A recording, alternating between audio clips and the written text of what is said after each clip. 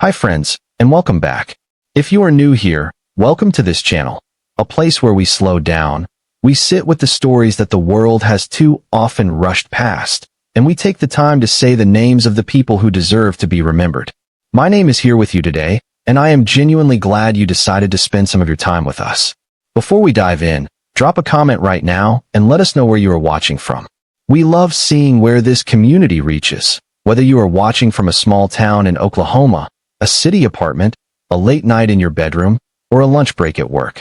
Drop your location down below because every single comment helps this video reach more people, and more people means more eyes on cases that desperately need them. And if you enjoy true crime content like this, if you believe that telling these stories matters, please take 5 seconds right now. Hit that like button, subscribe to this channel, turn on the notification bell so you never miss a new story, and share this video with someone you think would care. It costs you nothing, but it could mean everything to a family still waiting for answers after 40 years. Today's case was brought to my attention through the cold case community, and from the moment I started reading about it, I could not let it go. It is one of those stories that should have been on the national news. It should have had a dedicated task force. It should have been solved. But instead, it slipped through the cracks in the most heartbreaking way imaginable, not once, but over and over again. And the two young women at the center of it? They deserved so much better. Their names are Fawn Abell and Rozlin Abell. Two sisters. Two daughters. Two human beings who walked out of their home on a summer afternoon in 1985 looking for work and never came home. We are going to take our time with this one today. We are going to build the full picture. Who these girls were, what their world looked like, what happened on that July afternoon, and why this case has haunted their family and the cold case community for nearly 4 decades. There are no easy answers here. There are no neat resolutions. But what there is truth. And sometimes, the act of telling the truth, loudly, clearly, and without looking away, is the most powerful thing we can do for someone who can no longer speak for themselves. So today, friends, we remember Fawn. We remember Rozlin. And we refuse to let them be forgotten. Now, before we talk about what happened, we need to talk about who they were. Because that is the part that always matters most. When we reduce a missing person to a headline, to a date and a case number, we strip away the entire human being who existed before that day. And Fawn and Rozlin Abell were not just a case number. They were daughters, sisters, teenagers with their whole lives ahead of them. So let us start from the beginning. Fawn Abell was born on October 25, 1969, in Oklahoma. She was the younger of the two sisters we are talking about today. She grew up in Bethany, Oklahoma, a small, tight-knit suburb just west of Oklahoma City, a town where everyone more or less knew their neighbors, where summer afternoons smelled like cut grass and heat rising off pavement, and where teenagers were supposed to be the safest version of themselves. By the summer of 1985, Fawn was 15 years old. 15. She was just a kid, standing on the very edge of a life that had barely begun. By all physical descriptions, Fawn was a slight young woman, standing just 5 feet and 1 inch tall, weighing around 100 pounds. She had red hair that caught the Oklahoma sun, and blue eyes that, by every account from people who knew her, were bright and alive with the kind of energy that only young people who still believe the world is fundamentally good seem to carry. Her friend Michelle Cottle, who would later become one of the most devoted advocates for keeping Fawn and Rozlin's case alive, described Fawn as the more mellow of the two sisters. Where her older sister Rozlin was described as a spitfire with a short temper, Fawn was steadier, quieter, the kind of person who absorbed the room rather than dominating it. People who knew them said they balanced each other the way only siblings can. Rozlin was the spark. Fawn was the warmth. Rozlin Abell was 3 years older than Fawn, born in 1967. She was 18 years old in the summer of 1985, technically an adult, though still so young. Rozlin was also petite, standing at just 4 feet 11 inches and weighing around 90 pounds. Like Fawn, she had red hair and blue eyes, sisters in the truest sense of the word, cut from the same cloth. Michelle Cottle's description of Rozlin as a spitfire rings through every account of her. She was a young woman with a personality that was impossible to ignore, a girl who had opinions and was not afraid to share them. She was the kind of older sister who looked out for Fawn with the fierceness that only an older sibling can muster, and who was simultaneously probably a little bossy and absolutely irreplaceable. The two girls lived with their family on the northwest side of Bethany, near the intersection of 59th Street and Rockwell Avenue. The house was a working-class family home in a working-class community. Their parents were Otto Abell Sr. and their mother, whose name does not appear widely in the public record, but whose grief over the decades speaks volumes about the love she had for her daughters.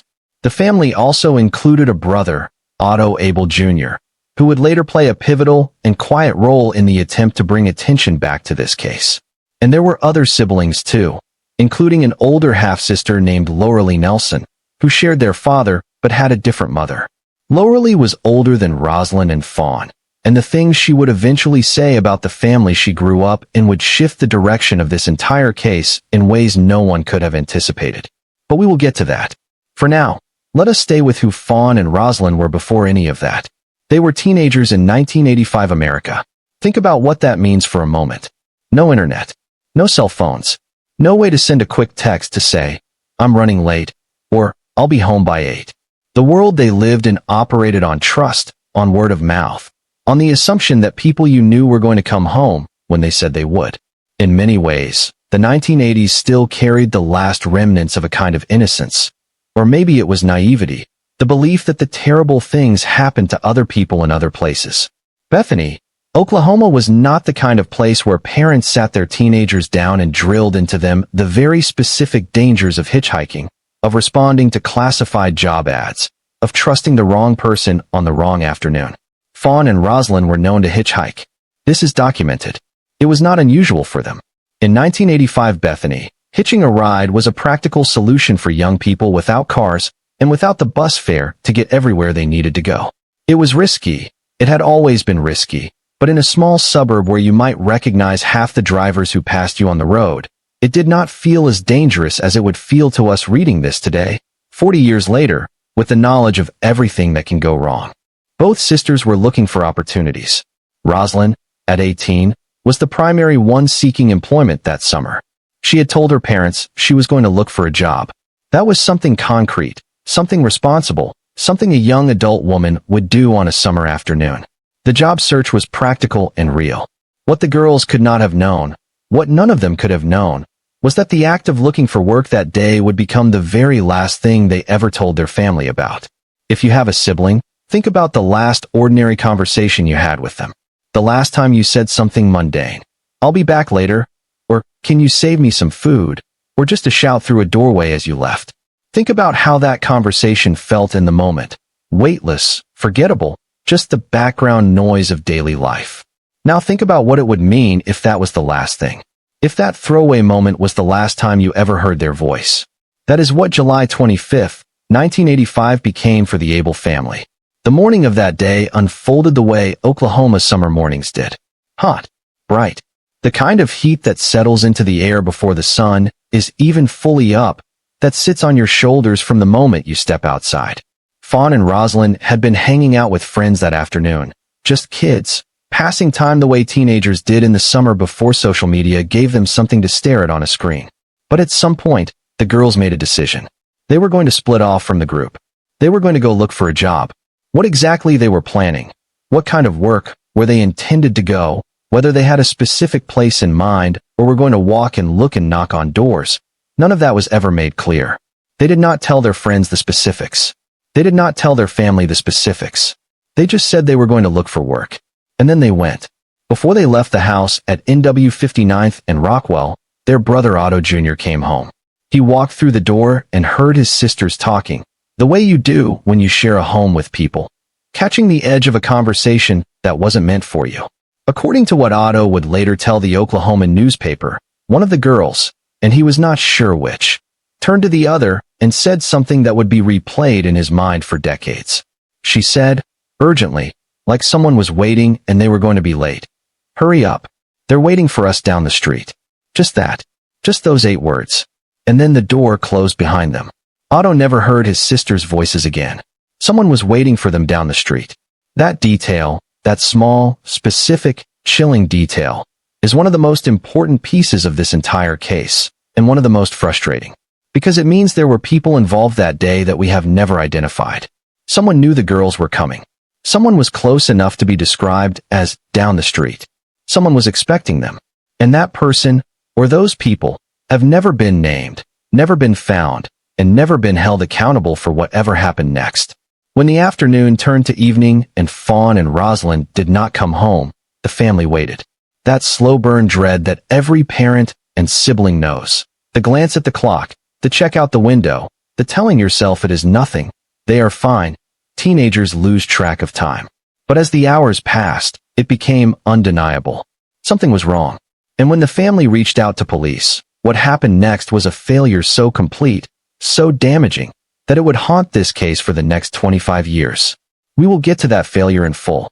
But first, there are two more things you need to understand about who these girls were and what the world they came from looked like, because without that understanding, everything that follows will be missing something essential. Stay with me. Bethany, Oklahoma. If you have never been there, picture this: a small city of about 20,000 people pressed right up against the western boundary of Oklahoma City. It sits in what Oklahomans call the metro, the sprawling collection of suburbs and small cities that orbit the capital like satellites. Bethany was founded by Nazarene Christians at the turn of the century, and even by 1985 it still carried that small-town, church-going character. It was the kind of place where neighbors waved from their porches, where kids rode bikes on streets that were quiet enough to be relatively safe, where the summers were punishing and long, and everybody had a lawn and a story. It was not the kind of place where people expected their teenage daughters to vanish without a trace. In 1985, the world that Fawn and Rozlin Abell inhabited was in many ways unrecognizable from the present day.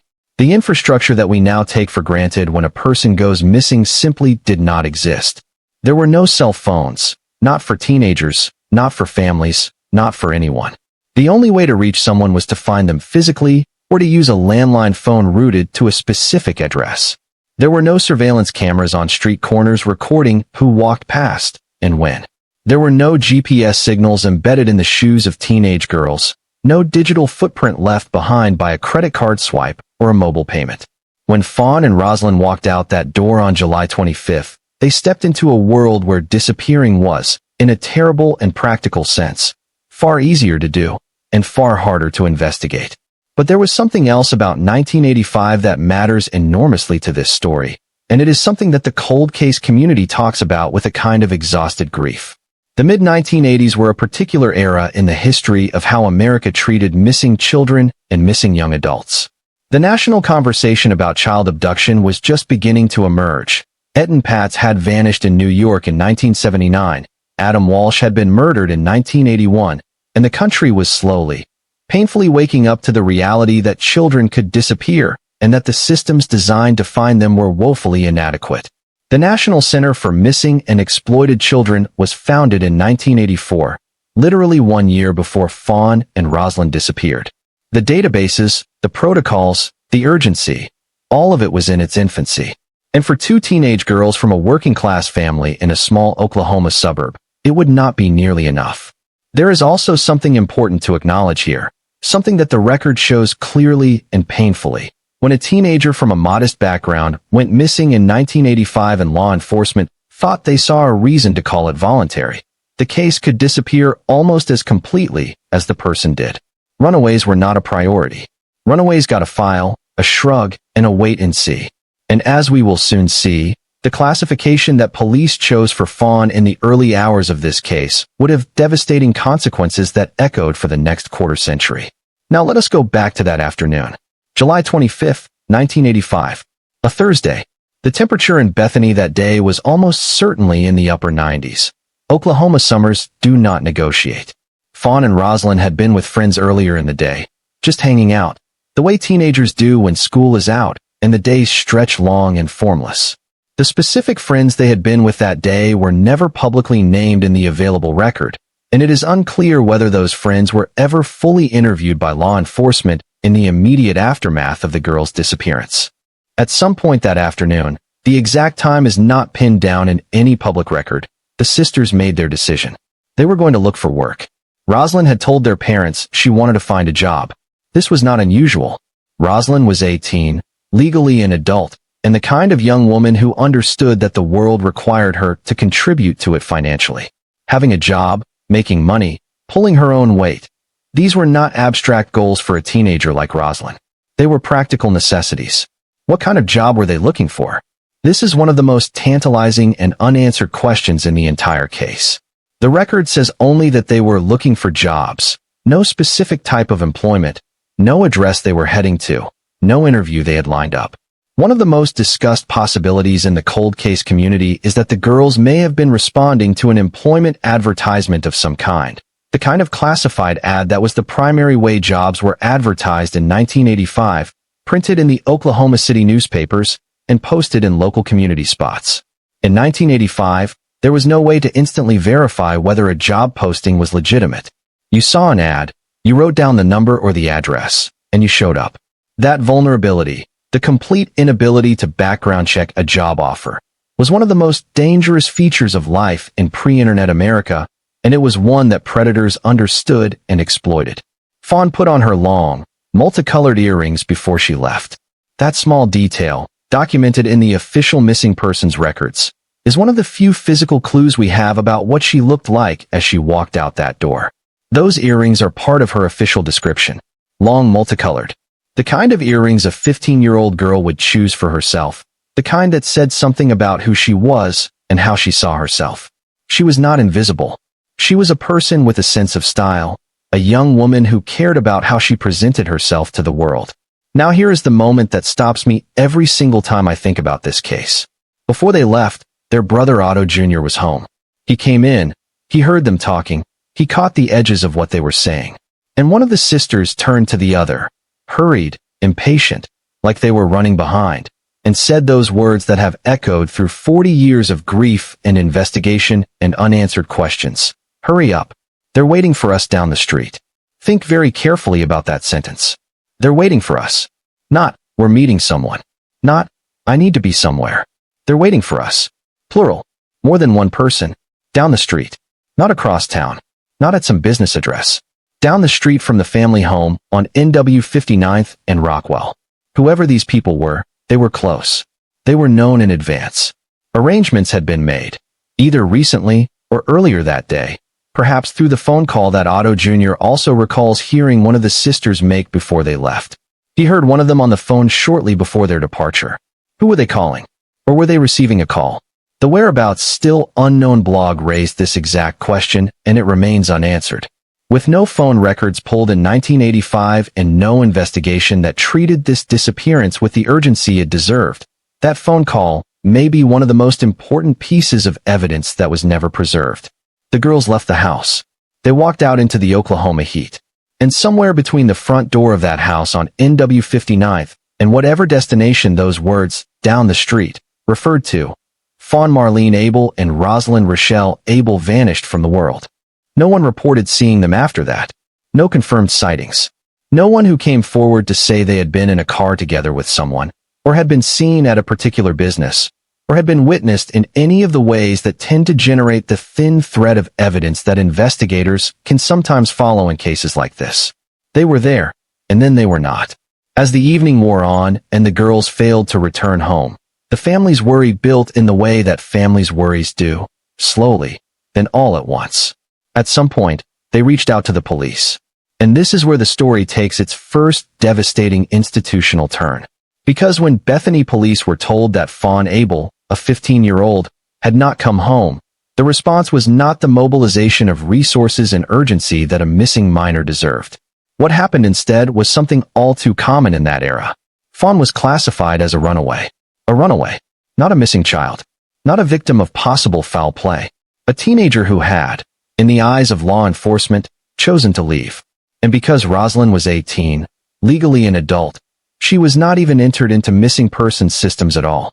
Two sisters disappear on the same day, and the official response was, in essence, a shrug and a file. The family knew, instinctively, that something was wrong.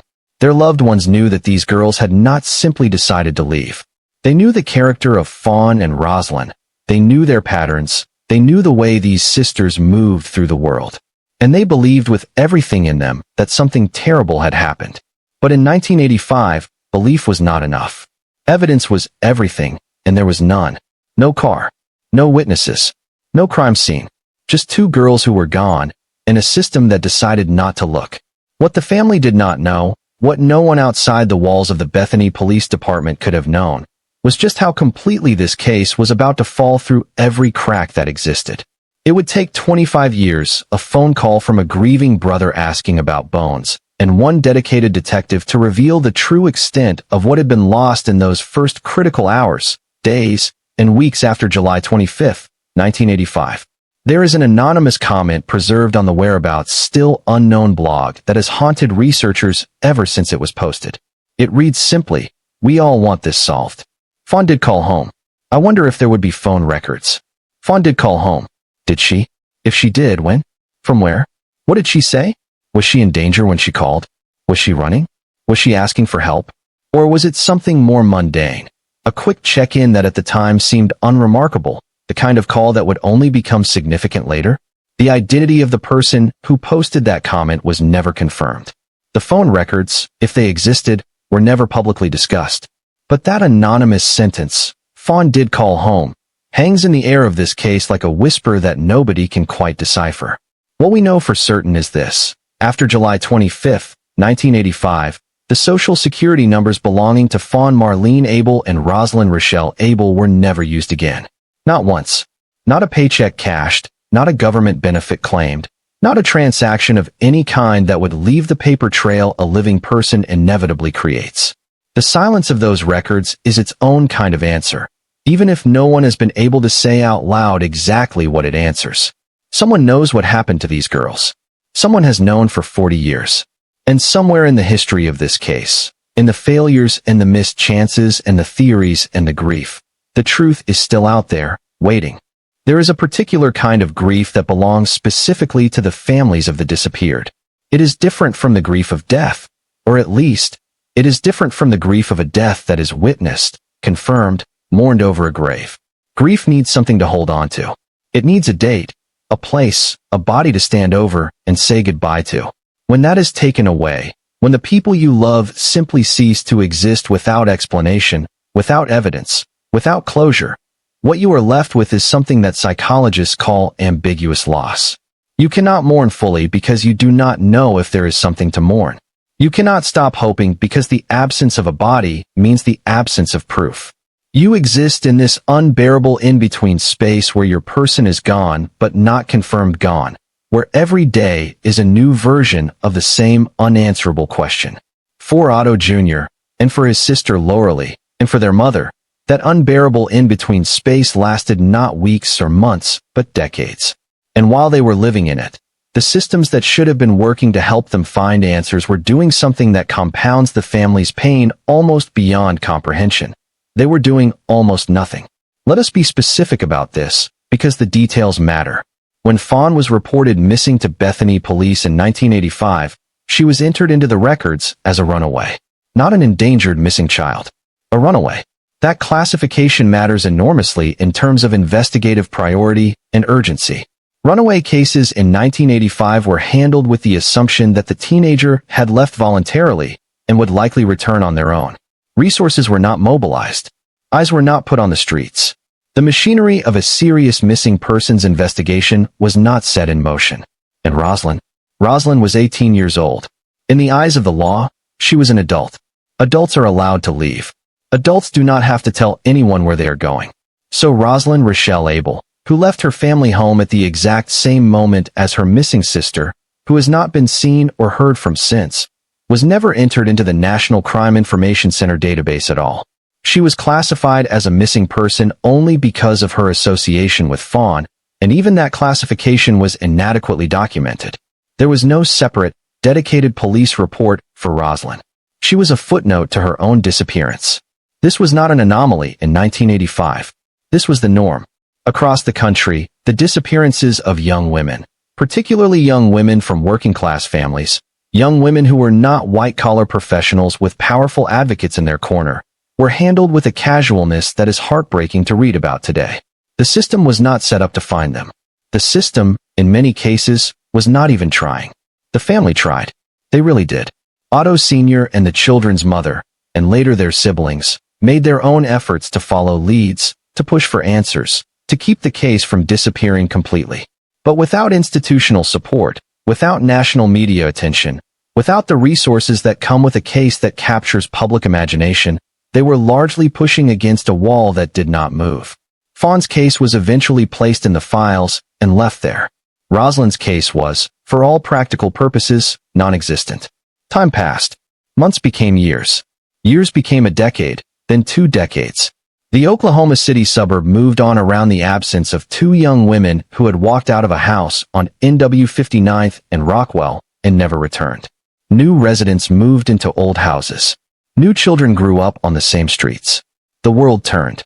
And somewhere in the records of the Bethany Police Department, a single inadequate file with Fawn Abell's name on it sat untouched. Then, in March of 2010, 25 years after Fawn and Rozlin disappeared, their brother Otto Abell Jr. made a phone call. He called the Bethany Police Department and asked to speak with someone about a cold case. The officer who took his call was Lieutenant Austin Warfield, and this was the moment, 25 years too late, when someone in a position of institutional authority finally paid attention to what had happened to the Abell sisters. But here is the detail of that 2010 phone call that has generated so much discussion in the cold case community, because it is genuinely strange.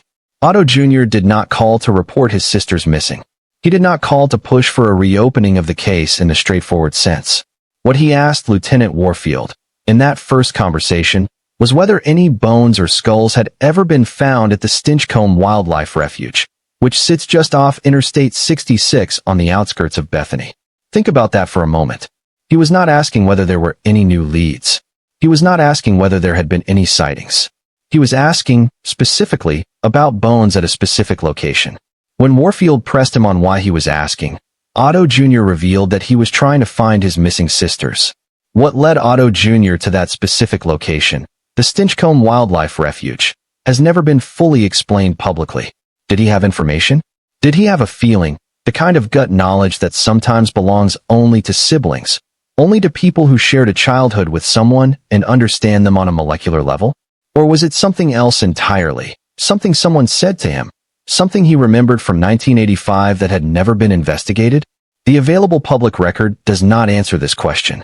What we know is that the refuge was never publicly reported as having produced any relevant remains, and the DNA submitted to the University of North Texas was never matched to any unidentified remains in any database across the country. What Lieutenant Warfield found when he went back to the files was deeply disturbing. He searched for police reports on both Rozlin and Fawn and found only one, a single report on Fawn, classifying her as a missing child. But the record was worse than that. It emerged that Fawn had actually been entered into the NCAC, the National Crime Information Center, the FBI's database, and then removed in error. Someone had taken her out of the national database that was specifically designed to help find missing people. It is not clear when this happened or who authorized it. But the result was that Fawn was effectively invisible to any investigator who might have been searching for her through official channels. And Rozlin had never been entered into the NCC at all. Not once in 25 years. The older sister of a missing 15-year-old who had vanished on the same day, from the same location, and had not been seen since, had no entry in any national database. She did not officially exist as a missing person. If her remains had been found anywhere in the country and logged as unidentified, there was no record against which they could be matched. Lieutenant Warfield worked to correct this. He entered both women into NCAC and into the National Center for Missing and Exploited Children databases. He worked with the University of North Texas Center for Human Identification to collect DNA swabs from the girl's mother and their brother. The UNT's Missing Persons Unit is an accredited laboratory specializing in DNA analysis of skeletal remains, and the samples were submitted with the hope that they might one day be matched to unidentified remains sitting in a medical examiner's office somewhere in the country. Warfield told the Oklahoman in a 2013 interview, with a directness that is both admirable and heartbreaking. We sent DNA swabs down to the University of North Texas from the brother and the mother, and have not received any confirmation that there are human remains sitting in a vault somewhere in a medical examiner's office anywhere in the nation. Not a single match. Not a whisper. Somewhere out there, Fawn and Rozlin's genetic material is on file, waiting. And somewhere, the family has believed this for 40 years, someone knows where they are. Age progression images were created as part of the renewed investigative effort. What would Fawn look like now? Her progression showed her at 40 years old. She would now be 56. And Rozlin, also red-haired, also blue-eyed, would be 58. These images are not just investigative tools. They are statements about who these women could have become. They are acts of imagination on behalf of people who did not get to have futures. Every line drawn on an age-progressed face is an acknowledgement that this person deserved to grow old and was denied that chance by someone who has never been identified and never been held accountable. Lieutenant Warfield worked this case until he left the Bethany Police Department in 2014. His dedication to a case that was 25 years old before he ever touched it was one of the only bright spots in a story otherwise defined by institutional failure. But even Warfield was ultimately unable to break through the silence that has surrounded this case since 1985. No new evidence emerged. No witness came forward. No suspect was named. And when he left the department, the case went back to its cold, quiet waiting. What the family was left with, what they have always been left with, is the unanswered question, repeating itself across every morning and every night for 40 years. What happened to Fawn and Rozlin? Who was waiting for them down the street? And why has no one ever said? Those questions are still waiting. But there are theories. Some of them credible. Some of them chilling. And at least one of them involves a family secret so dark that it changes the shape of the whole story. Stay with me, because we are just getting started. Before we go any further into the theories, there is someone we need to talk about. Someone whose voice has been one of the most consistent and one of the most disturbing threads running through this case. Her name is Lauralee Nelson. She is the older half-sister of Fawn and Rozlin Abell. She shares their father, Otto Abell Sr., but has a different mother. And what Lauralee has said, in an audio interview with the missing persons advocacy site Missing in America, an interview that has been discussed extensively in the cold case community, changes the entire texture of this story. The interview is nearly 20 minutes long. If you can find it, and it has been referenced on multiple cold case platforms, I encourage you to listen to it in full, because Lauralee speaks in the direct, unsparing way of someone who has spent a very long time carrying something extremely heavy. She does not dramatize. She does not perform grief.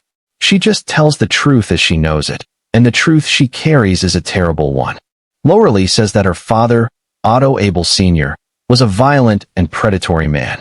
She says this not as speculation or opinion, but as someone who experienced his violence and predation firsthand.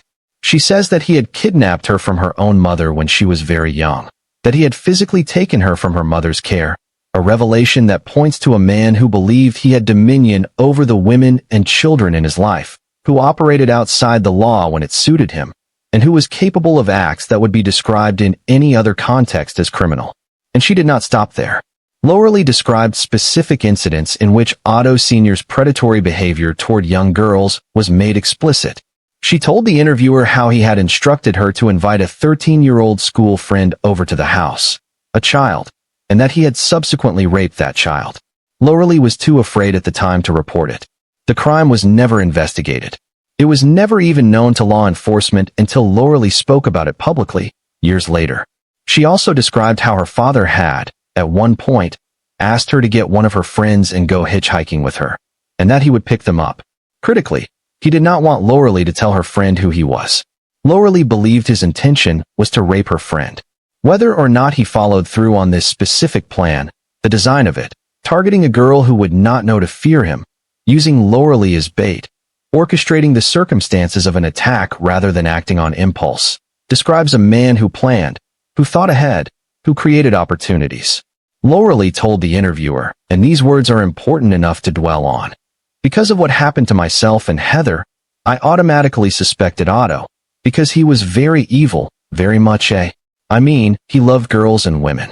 That phrase, he loved girls and women, in this context is not a compliment. It is an indictment. It is a daughter's way of saying that her father viewed girls and women as objects for his own consumption, that his desire was something predatory and without boundaries, that he was a man whose history was written in the harm he did to the females in his orbit. Lauralee believes that the story that Rozlin and Fawn told their family about going to look for jobs, that story may not have been the full truth. She has suggested the possibility that the job search narrative was constructed to minimize attention, and that there may have been something else going on that day. Whether she means that the girls were deceived about where they were going, or whether she means the story was shaped after the fact by someone who wanted to minimize scrutiny, is not entirely clear from the public record. But the implication is unmistakable. Lowerly believes their father was involved in what happened to her sisters. Here is what makes this even harder to sit with. Despite Lowerly's allegations, despite what she told police about her father's history, Otto Abell Sr. was never officially considered a suspect in Fawn and Rozlin's disappearance. He was never questioned by police about it. He was interviewed by Oklahoma City's News 9 on February 22, 2013, almost 30 years after his daughters vanished, and when he was asked what had happened to them, he said, "To this day we still don't know what happened to them. It's been this long. I'm pretty sure something bad happened to them." He presented himself as a grieving father, and whatever he knew or did not know about his daughter's fate, he took it with him when he died. Otto Abell Sr. is now deceased. This is one of the most profoundly frustrating aspects of this case.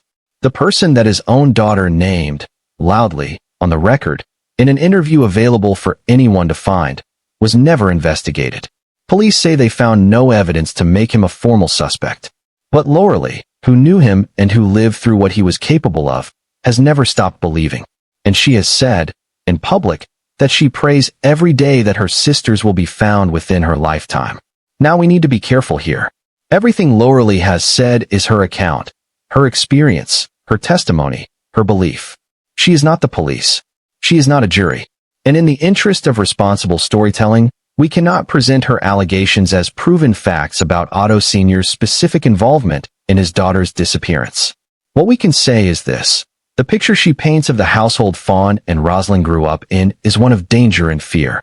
If even a portion of what she describes is true, then Fawn and Rozlin were not living in the kind of safe domestic environment that we might have assumed from the surface-level description of two teenage girls heading out to look for summer jobs. They were living with a man who, according to his own daughter, was capable of terrible things. And this opens up a dimension of this case that the cold case community has wrestled with extensively. What if the disappearance of Fawn and Rozlin was not random? What if it was not a stranger crime? A predator who spotted two vulnerable girls and seized an opportunity? What if the danger was already inside the house? We genuinely do not know. The official investigation never answered that question because it never seriously asked it. And with Otto Sr. dead, the possibility of ever holding him accountable, if he was in fact responsible, has died with him. That is the specific shape of injustice that the Abell family has had to carry. Not only do they not know what happened to Fawn and Rozlin, they have watched the window for accountability close, one by one, as time passes and suspects age and die and take their secrets to the grave. There is one more dimension of the family picture that deserves mention. Michelle Caudle, the friend who lived with the Abell family for a time during her childhood and who later set up the Facebook page dedicated to finding Fawn and Rozlin, described the sisters in ways that give us a glimpse of who they were to the people who loved them. Rozlin, she said, was a spitfire, opinionated, passionate, quick to react. Fawn was more mellow, the quieter counterpoint to her older sister's fire. Michelle worked to keep this case alive for years, posting updates, sharing information, trying to stoke public interest in two young women whose story had never made the national news. Michelle Caudle died in December 2015. She never saw this case solved. She never saw Fawn and Rozlin found. That deserves a moment of acknowledgement. The people who loved these girls and who fought for them are themselves aging and dying and leaving the world with the wound of this case unhealed. Every year that passes without an answer is another year that someone who knew Fawn and Rozlin personally, who remembers what their voices sounded like, who can close their eyes and see them walking out that door, has to carry the unresolved weight of not knowing. The Facebook page Michelle created is now quiet. The most recent posts date from before her death. But the case is not quiet. Not to the people who are still here. Not to Lowerly Nelson, who believes she knows what happened and has said so publicly, and who prays for answers. Not to Otto Jr., who called a police detective 25 years after the fact and asked about bones in a wildlife refuge. Because that is what it looks like when you love someone and the system has failed you so completely that you are reduced to making unofficial inquiries on your own. and not to the cold case community. The web sleuths forums, the bloggers, the advocates, the amateur researchers who have spent hours and years poring over the fragmentary record of this case, trying to find the thread that no one has pulled yet. If you are part of that community, you already know this case.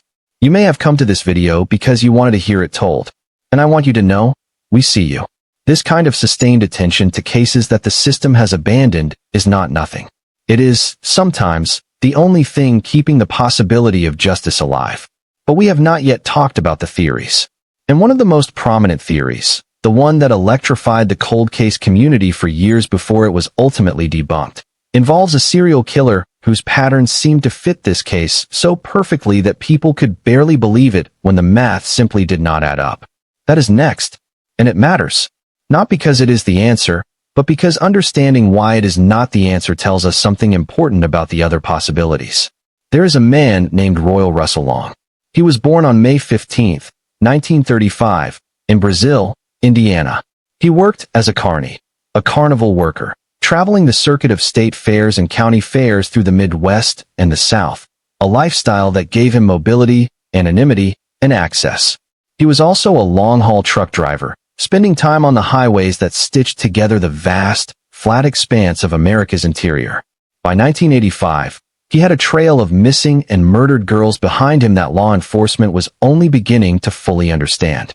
And for years, for a long time in the cold case community, Royal Russell Long was the leading theory in the disappearance of Fawn and Rozlin Abell. The reason the connection seemed so compelling was not arbitrary. Long's documented method of operation was remarkably specific, and it aligned with the circumstances of the Abell sisters' disappearance in a way that felt almost too precise to ignore. Long's pattern, as established through his known and suspected victims, involved approaching pairs of girls and offering them employment, usually carnival or fair work, the promise of easy money for unloading merchandise or helping set up booths. He targeted girls who were looking for work, or who could be persuaded that a quick job was on offer. He worked in pairs. He consistently took 2 victims at a time. His geography centered on the Midwest and included Oklahoma City, which sits less than 10 miles from Bethany. Think about that in relation to Fawn and Rozlin, 2 sisters, both female, looking for work, in the Oklahoma City metro area. The overlap was unmistakable, and in 2017, the Whereabouts Still Unknown blog noted the connection explicitly, pointing out that Long had abducted Charlotte Kinsey and Cinda Pallett, also 2 girls together, from the Oklahoma State Fair in Oklahoma City on September 26, 1981. For years before Fawn and Rozlin vanished, Long had operated in literally the same metropolitan area, using the exact same method. Long was charged with kidnapping and murdering Charlotte and Cinda in August 1985, the very same month, just weeks after Fawn and Rozlin disappeared. The timing seemed almost too coincidental to dismiss. And there was more. Long was known for using a specific kind of cover, presenting himself as a legitimate employer, making girls feel that the job offer was credible and the arrangement was normal. In the case of Charlotte Kinsey, Charlotte had even called home to tell her family she and Cinda had been hired to unload stuffed animals for a carnival worker. Her mother had approved. This was Long's method. Make it seem safe, make the girls comfortable, remove their defenses before removing their freedom. If something similar had happened to Fawn and Rozlin, if someone had offered them a job that day, and they had climbed into a vehicle expecting honest employment, the connection to Long's known patterns was chilling. For several years, the Long theory was one of the most discussed possibilities in the Abell case. Web sleuths forum threads went deep into the comparison. Users documented his movements, his timeline, his geography. Some placed him on Long's list of suspected victims outright, and the Wikipedia article on Long, at various points, has listed the Abell sisters among his presumed victims. But then came the debunking, and it was definitive. In January of 2017, the Whereabouts Still Unknown blog published research that laid the Royal Russell Long theory to rest with a single, undeniable fact. Long was incarcerated in Wyoming on July 25, 1985.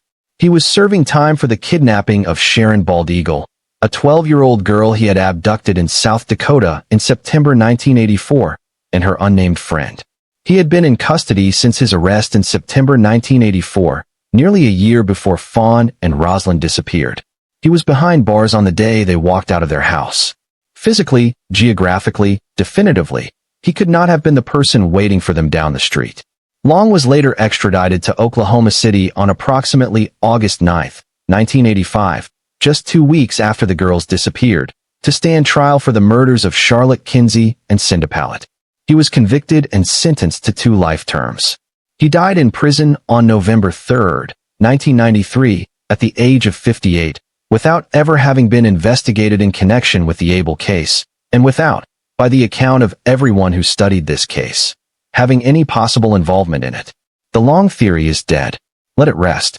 But the process of examining and eliminating it is instructive, because it tells us something about the shape of the real answer, whatever that answer turns out to be.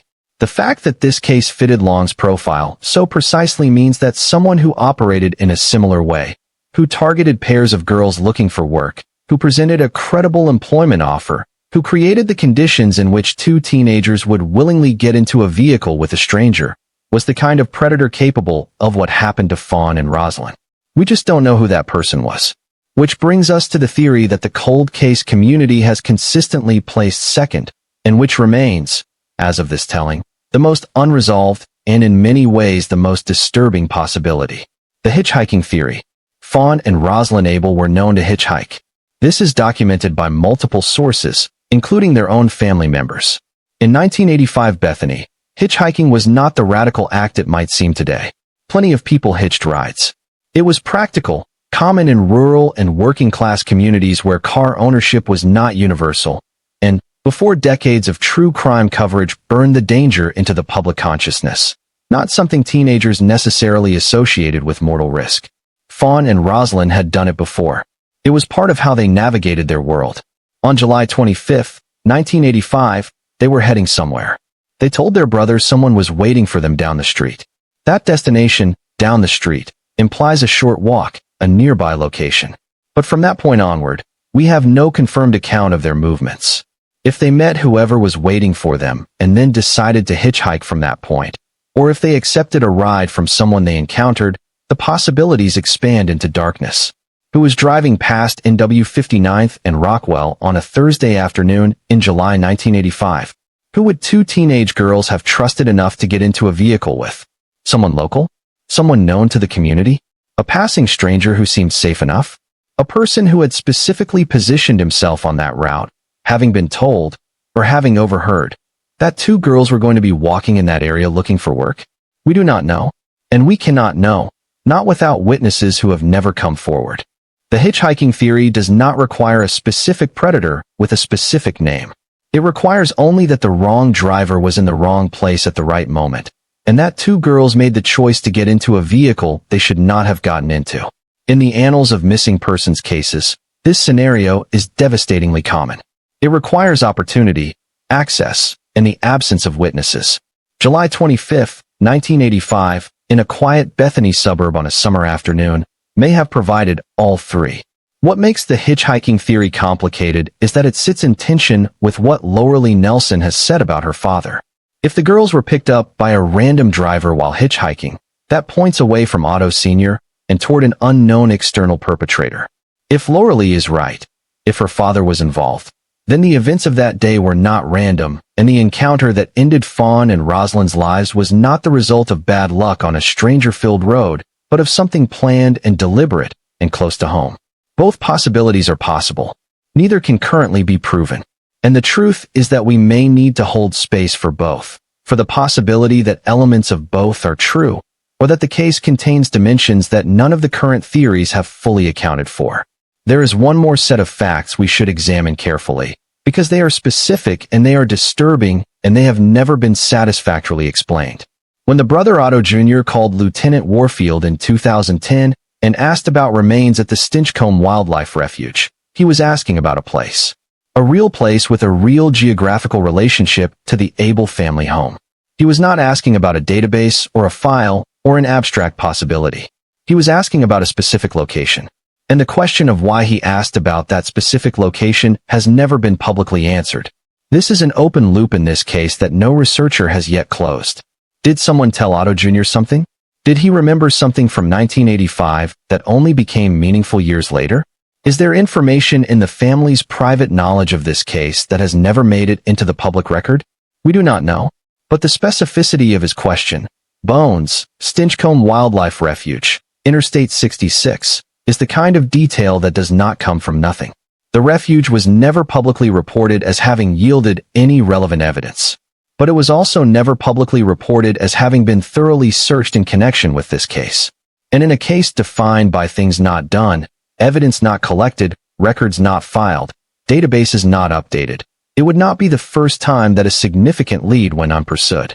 So where does that leave us?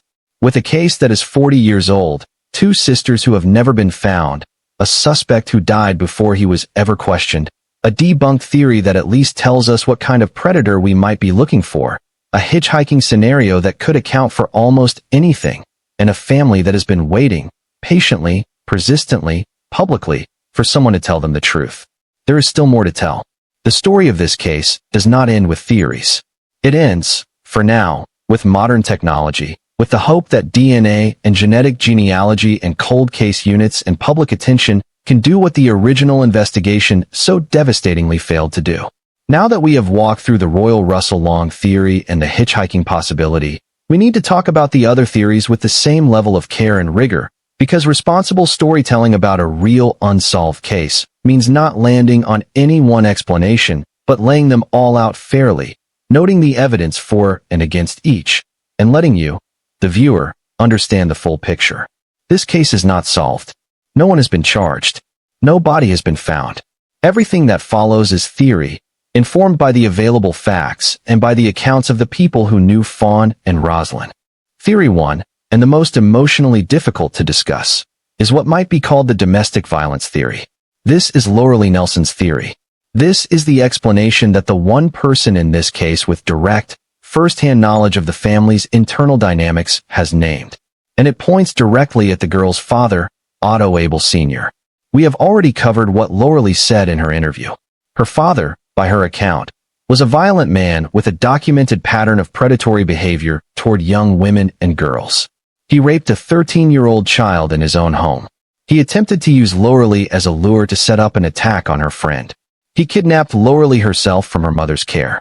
According to Loralee, this was who Otto Sr. was, not a community member who happened to have a violent secret, but a man whose violence was central to who he was, a man whose relationship with girls was structured around power and harm. Loralee's theory is that the girls did not simply go job hunting on July 25, 1985.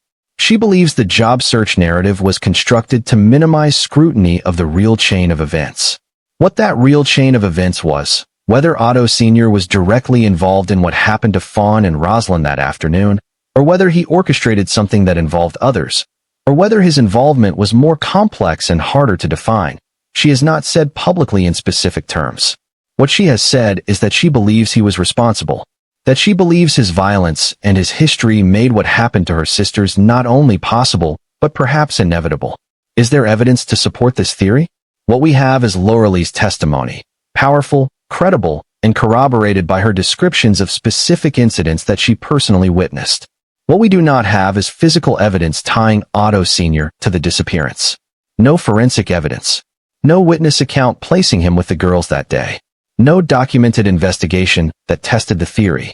He was interviewed by News 9 in 2013 as a grieving father, not as a suspect, and he said all the right things about not knowing what happened to his daughters. Whether that represented genuine grief or something else is unknowable now.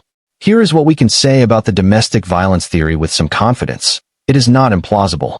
Given what Loralee has described about her father's behavior, the idea that he was capable of harming his own daughters is not a stretch.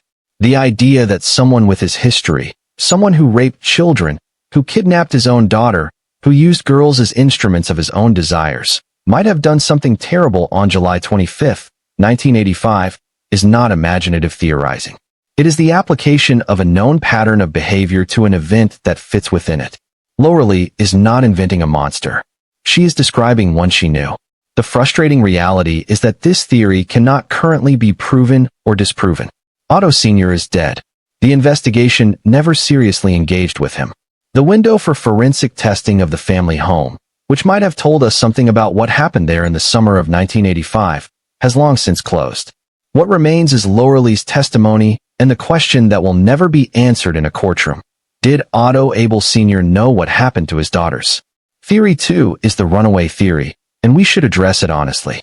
Not because anyone with knowledge of this case genuinely believes it, but because it was the theory that effectively killed the original investigation, and because responsible analysis requires that we take it seriously enough to explain why it almost certainly does not hold up. Could Fawn and Rozlin have run away together? Could they have chosen to leave, to escape a difficult home situation, to start over somewhere else, to exercise the kind of dramatic exit that teenagers sometimes fantasize about? On its face, and taken in isolation, running away might seem like a possibility. Fawn was 15, old enough to be miserable enough to contemplate leaving. Rozlin was 18, legally free to go wherever she chose. Together, they might have decided that life elsewhere was better than life at home. There is even an argument to be made that Lauralee's account of their home environment, the abuse, the violence, the presence of a dangerous man, makes running away not just possible, but understandable. Who could blame two girls for wanting to escape that? But the runaway theory collapses when you examine it seriously. The most powerful piece of evidence against it is the Social Security silence. Fawn and Rozlin's Social Security numbers have not been used once since July 25, 1985. Not in 40 years. No job. No benefits claim. No financial transaction of any kind. If they ran away and built new lives somewhere, they did so entirely off the grid. No employment, no government assistance, no banking, no official existence of any kind. That is not impossible, but it is extraordinarily unlikely. People who run away need money. They need work. They need the infrastructure of daily life that leaves paper trails. The complete absence of any such trail for 4 decades is, in the assessment of every investigator and advocate who has looked at this case, the most compelling evidence that Fawn and Rozlin did not walk away from their lives. There is also the matter of their family. However complicated the family dynamics described by Lauralee, there are siblings in this picture who clearly loved Fawn and Rozlin and who have spent decades in genuine anguish about their fate. Otto Jr.'s 2010 phone call, his quiet, devastating question about bones at a wildlife refuge, is not the behavior of a brother who believes his sisters left voluntarily and are living somewhere under assumed names. It is the behavior of a man who has spent 25 years fearing the worst and finally found the courage to ask the question out loud. And then there is the anonymous comment on the whereabouts still unknown blog. Fawn did call home. If Fawn called home after July 25, 1985, it means she was alive for some period after the disappearance. It does not tell us when she called, or from where, or what she said. It does not tell us whether she was in danger or in freedom. But it does suggest that whatever happened on that afternoon, there was a moment, however brief, when Fawn was still connected to the world, when a phone existed between her and her family, when perhaps a different outcome was possible. Who did she speak to? What did she say? Why was this call never investigated? These questions have no public answers. Theory 3 is the unknown offender theory, the scenario in which an unidentified person or persons, motivated by predation rather than personal connection, targeted Fawn and Rozlin on July 25, 1985. This theory encompasses the hitchhiking possibility, but it is broader than that. It allows for the scenario in which the person waiting for the girls down the street was not someone with a family connection, but someone who had made contact with them through a job offer, or through a social network, or through some channel that has never been documented. It allows for the possibility that whoever was waiting down the street that day knew exactly what he intended to do when the girls arrived. The cold case community on Reddit and web sleuths has discussed at length what the down-the-street detail suggests about the structure of the encounter. If someone was waiting for them in a specific location near their home, arrangements had been made in advance. This was not a random street crime. Someone had communicated with Fawn and Rozlin before that afternoon. Someone had made them believe there was a reason to hurry. Someone had created urgency. They're waiting for us, which suggests not just a meeting but a commitment, an expectation, a scheduled encounter. That kind of planning is consistent with a predator who used deception, who created a legitimate seeming reason for the girls to be somewhere at a specific time. It is consistent with a fake job offer.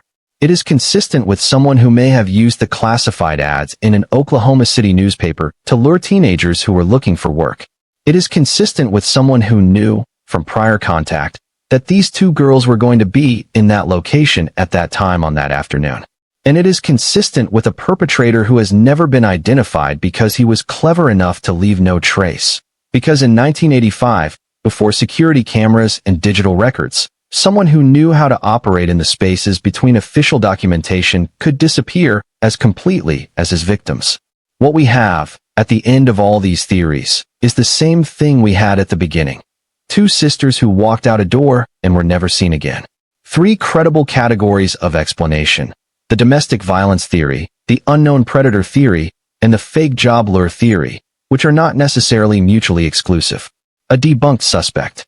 A dead father who was never questioned.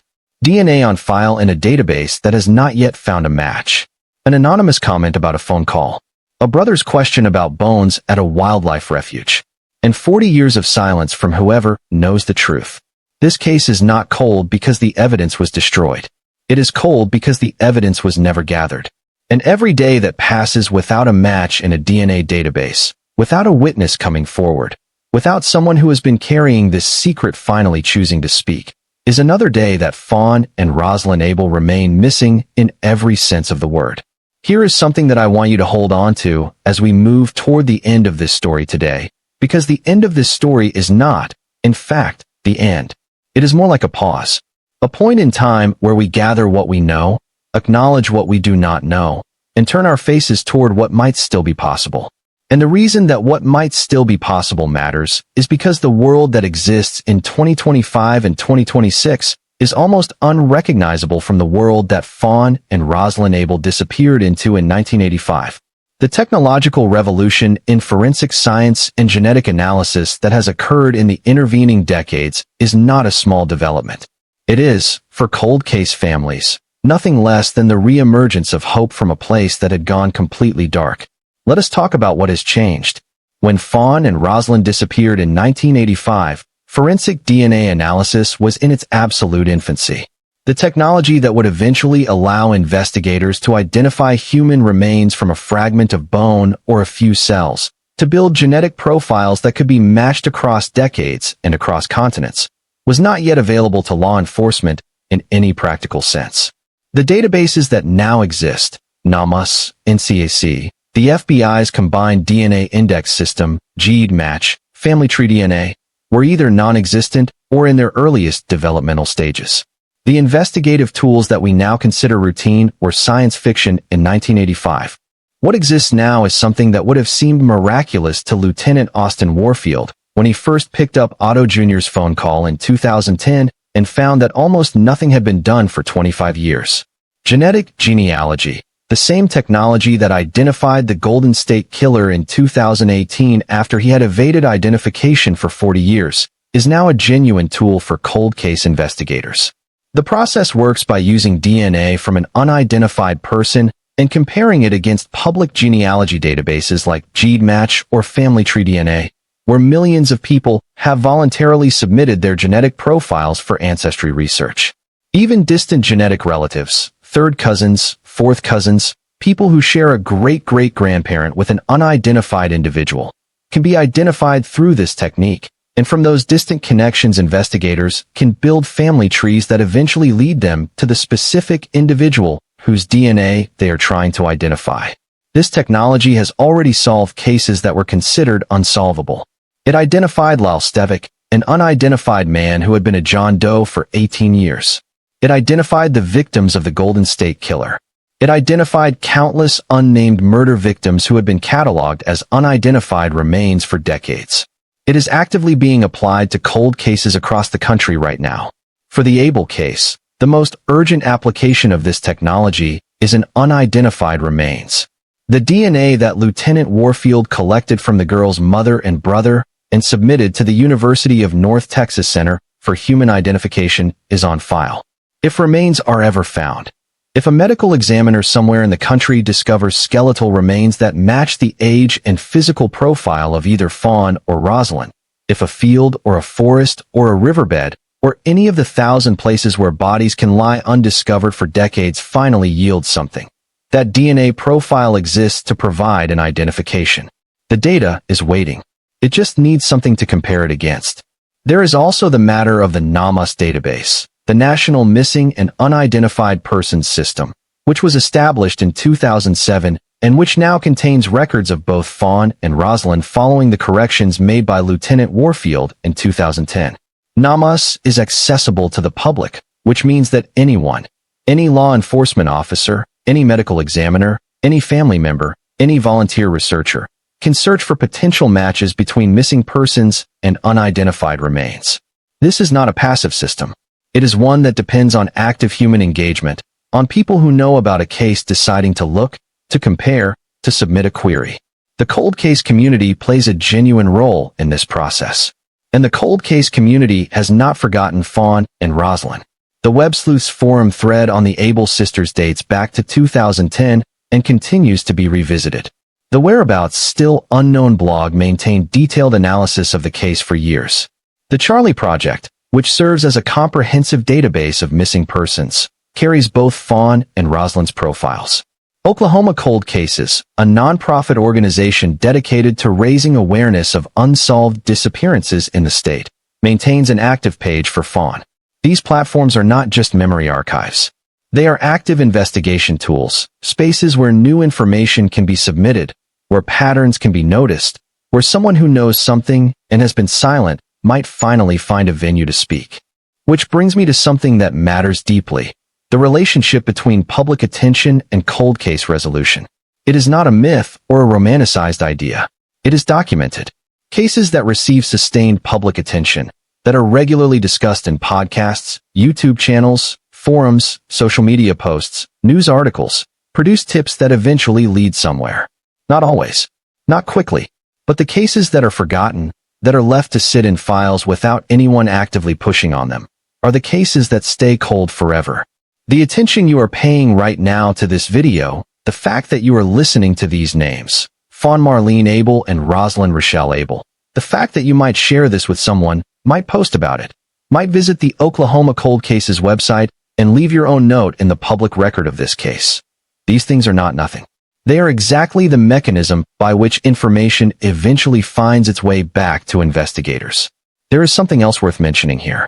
The advance of time, paradoxical as it sounds, can sometimes help rather than hurt a cold case. The person or persons responsible for what happened to Fawn and Rozlin, whoever was waiting down the street on July 25, 1985, was a human being living in a community. People who commit serious crimes do not exist in vacuums. They have relationships, they confide in others, they behave in ways that retrospectively make sense to people around them. Over 40 years, the people in that perpetrator's orbit have aged. They have had experiences, illnesses, losses, moments of moral reckoning, that sometimes prompt them to unburden themselves of things they have been carrying. The deathbed confession is a cliché, but it exists because it happens. The prison cellmate who hears something and reports it is a cliché, but it exists because it happens. People talk. People break. And the passage of time, which has always felt like the enemy in cold cases, can sometimes create the conditions in which a secret that survived through youth and middle age finally becomes too heavy to carry into old age. I am not saying this to inspire false hope.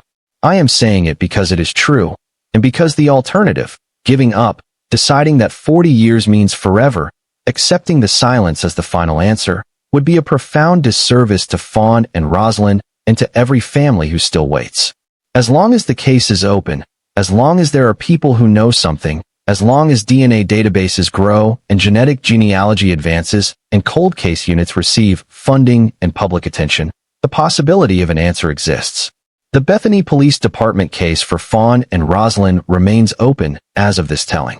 The tip line number is 405-789-2323. That number connects you to the people who are still, in the official sense, responsible for finding answers in this case. If you know something, if you grew up in Bethany and remember something from that summer that you have never told anyone, if you heard something from someone who is now gone, if you have a piece of information that seems small but has never left you, please call that number. Please submit a tip to NamUs. Case number for Fawn listed in the description below. Please share this video so that more people hear this story. Because 40 years is too long. It is much too long. And there is something I want to say directly to you, Lauralee Nelson, if you ever happen to watch this. You have been carrying the weight of this since you were a child. You lost your sisters. You lived in a home that was unsafe. You tried to tell the truth and were not heard. You have gone on the record, publicly, with your father's name and your belief about what happened, and you have done it with a courage that deserves recognition. I hope you find the answers you have prayed for. I hope Fawn and Rozlin are found within your lifetime, as you have asked. And I hope the people who watch this video take the time to hold your sisters in their hearts today. There is one more thing to say before we close. It is something about what this case tells us, not just about Fawn and Rozlin, but about the system that failed them, and about who gets to be found and who gets left behind. There is a particular sentence that has stayed with me since I first encountered this case. It comes from the Whereabouts Still Unknown blog, one of the most carefully researched independent analyses of the Abell sisters' disappearance available anywhere. Referring to Lauralee's ongoing hope, the blog noted that she prays every day that her sisters will be found within her lifetime. Within her lifetime. Not within the next year. Not within this decade. Within her lifetime. Because Lauralee Nelson has been alive since before Fawn and Rozlin were born, she has been alive for all of the 40 years since they vanished, and she has understood, as the years have accumulated, that time is not unlimited. That the window for answers does not stay open forever. That sentence is not dramatic. It does not need to be. It is the plainest possible expression of a specific kind of grief and a specific kind of hope that only a sibling of the missing truly understands. It is the grief of someone who knows, with a clarity that is both terrible and intimate, what it feels like to be inside a family that has lost someone and never been told how.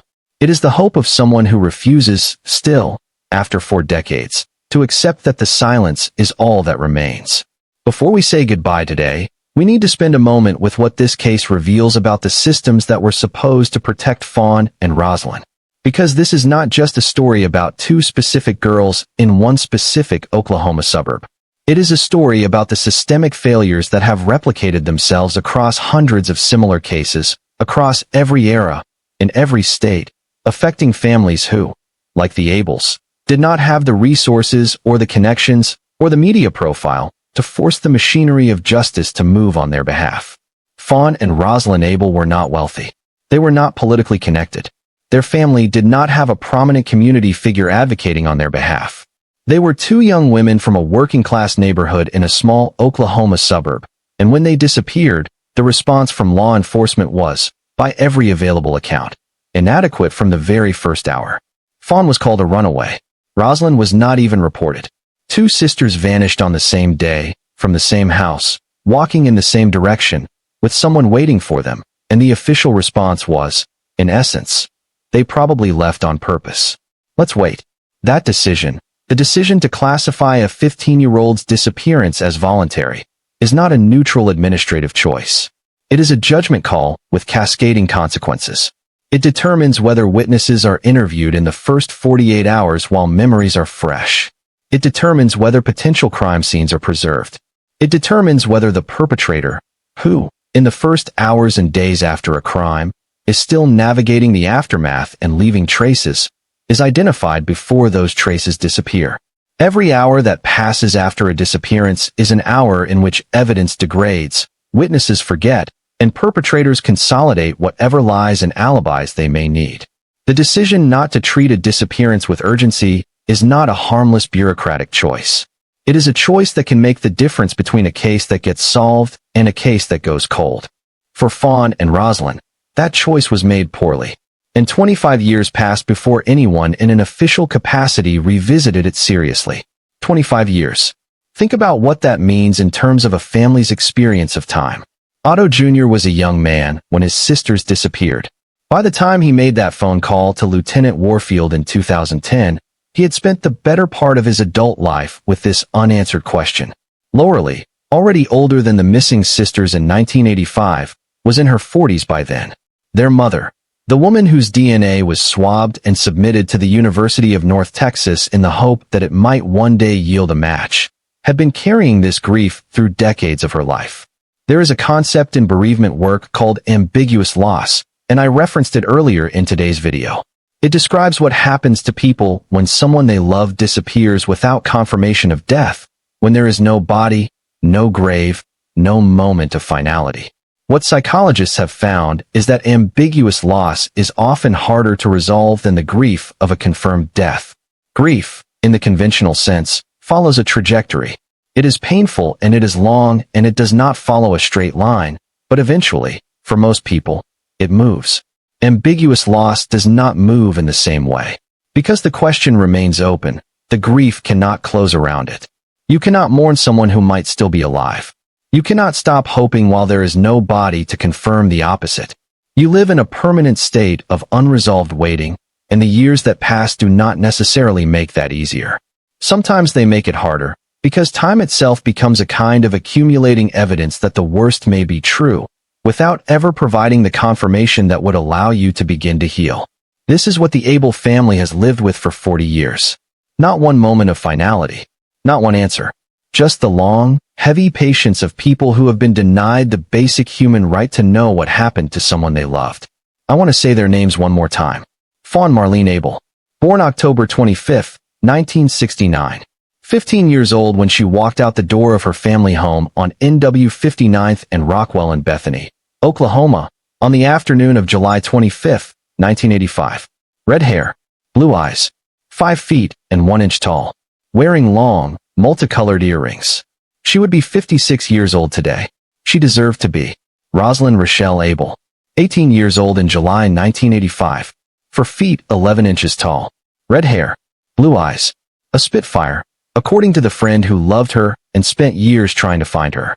She would be 58 years old today. She deserved to be. They left home to look for work on a summer afternoon. Someone was waiting for them down the street. They were never seen again.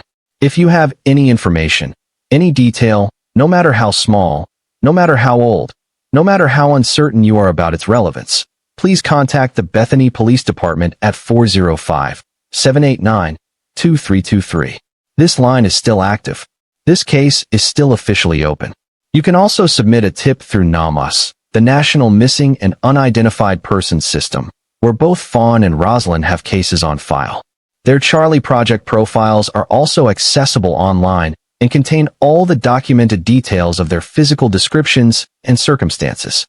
The links to every resource we have discussed today will be in the description of this video, because making it as easy as possible for information to flow toward this case is the single most practical thing this channel can do. To the cold case community, the researchers, the forum contributors, the advocates, the people who have kept this case alive through blog posts and web sleuth threads and social media shares over the years, thank you. Genuinely. The work of sustaining public awareness around cases like this is not glamorous, and it is not always appreciated, but it matters. It is how tips get generated. It is how pressure gets applied. It is how the families of the missing know that the world has not forgotten. And to everyone watching today, you did something real today. You showed up. You spend an hour of your life sitting with the story of 2 young women who never got the chance to tell their own stories. And in doing so, you became part of the effort to ensure they are not forgotten. That is not a small thing. That is, in fact, exactly what this channel is for. If today's video moved you, if Fawn and Rozlin's story stayed with you in the way that I hope it has, please hit that like button right now. It takes 2 seconds, and it tells the algorithm that this kind of content matters, that stories like this deserve to reach more people. Subscribe to this channel if you are not already, and turn on the notification bell so you never miss a case. We cover these stories with the same care and the same commitment every single time, because every person behind a case number deserves to have their story told right. And if you know someone who cares about true crime, who believes in cold case advocacy, who needs to know about Fawn and Rozlin Abell, share this video with them. Right now? Not later. Right now? Leave a comment below. Tell me where you are watching from. Tell me if you had heard of this case before today. Tell me if it affected you, or if you have information, or even if you just want to say their names one more time in a public space. Fawn, Rozlin. Every time their names are written or spoken, it is an act of refusal. A refusal to let them disappear a second time. Before I let you go today, I want to say something that I say at the end of every single video on this channel, because I believe it with my whole heart. Please look after yourself. The stories we tell here are heavy. They are necessary, but they are heavy. Check in on the people you love today. Text someone you have been meaning to text. Hug someone if you can. Call your sibling, if you have one. Tell them you love them. Because the only guarantee any of us have is right now, and the families who sat waiting by a phone that never rang, who searched for two red-haired girls who never came home. They know better than anyone what it means when right now is all that was left. Take care of each other out there, friends. And I will see you in the next one. Rest in our hearts, Fawn and Rozlin. July 25th, 1985, and every day since.